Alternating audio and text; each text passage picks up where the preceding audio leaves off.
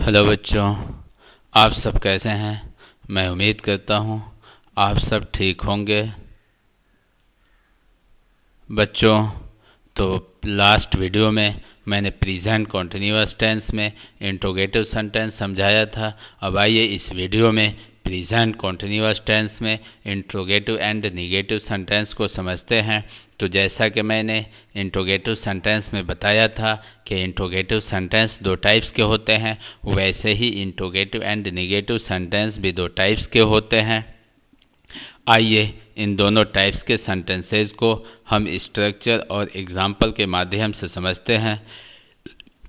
तो एक ऐसा इंट्रोगेटिव एंड नेगेटिव सेंटेंस जिसका आंसर यस नो में दिया जा सकता है, उसके लिए मैंने स्ट्रक्चर फर्स्ट लिखा है।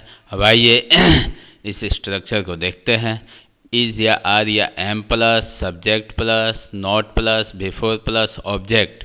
इज या आर या am plus subject plus not plus V four plus object. Example देखते हैं। क्या तुम स्कूल नहीं जा रहे हो। क्या तुम स्कूल नहीं जा रहे हो। ये एक ऐसा इंट्रोगेटिव एंड निगेटिव सेंटेंस है जिसका आंसर यस नो में दिया जा सकता है। इसके लिए सबसे पहले इस आर एम में से किसी एक का यूज़ करना है। मैंने सब्जेक्ट के अकॉर्डिंग आर का यूज़ किया, फिर उसके बाद सब्जेक्ट का यूज़ करना है। तो इस हिंदी में सब्जेक्ट तुम है, तुम का इंग्लिश मैंने यू लिखा। फिर उसके बाद नॉट का यूज़ करना है, तो यहाँ नॉट का यूज़ किया।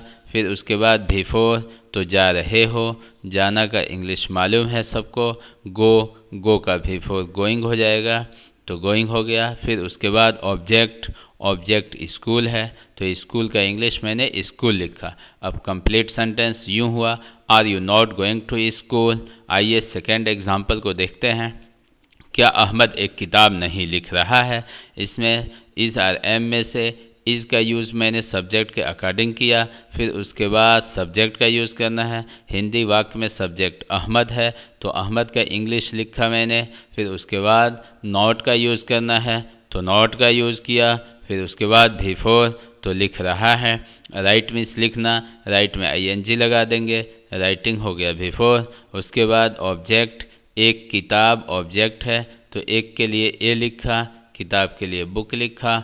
अब कंप्लीट सेंटेंस यूँ हुआ, is Ahmad not writing a book. Is Ahmad not writing a book. Is are am में से इज़ हो गया, सब्जेक्ट अहमद हो गया, फिर उसके बाद नॉट हो गया, फिर उसके बाद बिफोर राइटिंग हो गया, फिर उसके बाद ऑब्जेक्ट अ बुक हो गया। मैं आशा करता हूँ कि आप सब फर्स्ट स्ट्रक्चर समझ गए होंगे। अब आइए सेकेंड स्ट्रक्चर को समझते हैं। तो स्ट्रक्चर देखते हैं। तो क्वेश्चन वर्ड प्लस इज या आर या am plus subject plus not plus V four plus object. Question word plus is या आर या am plus subject plus not plus V four plus object. आइए एग्जाम्पल से समझते हैं। तो एग्जाम्पल मैंने लिखा है, तुम स्कूल क्यों नहीं जा रहे हो। तुम स्कूल क्यों नहीं जा रहे हो। अब इसमें सबसे पहले क्वेश्चन वर्ड ढूंढेंगे। तो क्वेश्चन वर्ड हिंदी में क्यों है, तो इसका इंग्लिश मैंने वाई लिखा। फिर उसके बाद इस आर एम में से आर का यूज़ किया। फिर उसके बाद सब्जेक्ट तुम है, तो तुम का इंग्लिश यू लिखा। फिर उसके बाद नॉट का यूज़ करना है, तो नॉट मैंने यूज़ किया। फिर उसके बाद बिफोर, तो गोइंग बिफोर यूज़ किया। फिर उसके बाद ऑब्जेक्ट, तो इस हिंदी में ऑब्जेक्ट स्कूल है, तो स्कूल मैंने लिखा। कंप्लीट सेंटेंस यूँ हुआ, why are you not going to school. आइए सेकेंड एग्जाम्पल को देखते हैं। अहमद एक किताब कैसे नहीं लिख रहा है। तो इसमें भी क्वेश्चन वर्ड ढूंढेंगे।